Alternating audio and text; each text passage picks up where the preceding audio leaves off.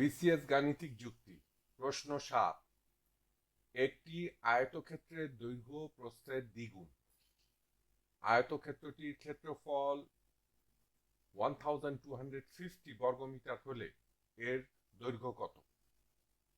ক 30 মিটার, খ 40 মিটার, গ 50 মিটার, ঘ 60 মিটার। সূত্র 31তম বিসিএস। উত্তরটি চিন্তা করুন, একটু পরে মিলিয়ে নিন।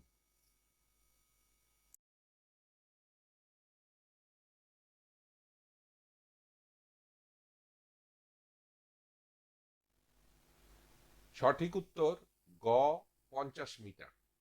ব্যাখ্যা: প্রথমে একটি আয়তক্ষেত্র আঁকি, যেখানে প্রস্থ সমান এক্স। প্রশ্নানুসারে দৈর্ঘ্য সমান প্রস্থের দ্বিগুণ, সুতরাং দৈর্ঘ্য ইকুয়াল টু 2x।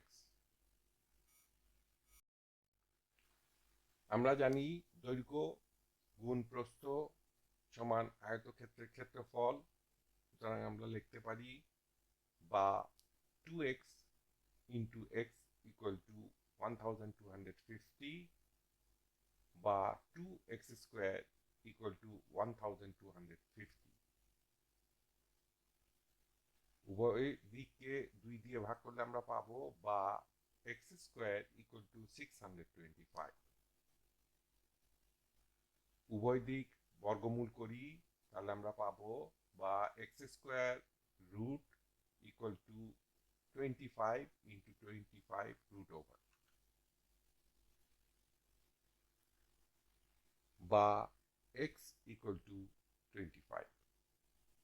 সুতরাং প্রস্থ সমান 25, সুতরাং দৈর্ঘ্য সমান 2x equal to 2 into 25 equal to 50। উত্তর গ 50 মিটার। ধন্যবাদ। টিউটোরিয়াল দেখার জন্য আপনাকে ধন্যবাদ। আপনার যদি কোনো প্রশ্ন থাকে তবে আমাদেরকে rhkstorecouk@gmail.com ইমেইল করুন বা মন্তব্য বিভাগে লিখুন। আমাদেরকে অনুপ্রাণিত করার জন্য সাবস্ক্রাইব করুন, থামস আপ দিন বা লাইক দিন।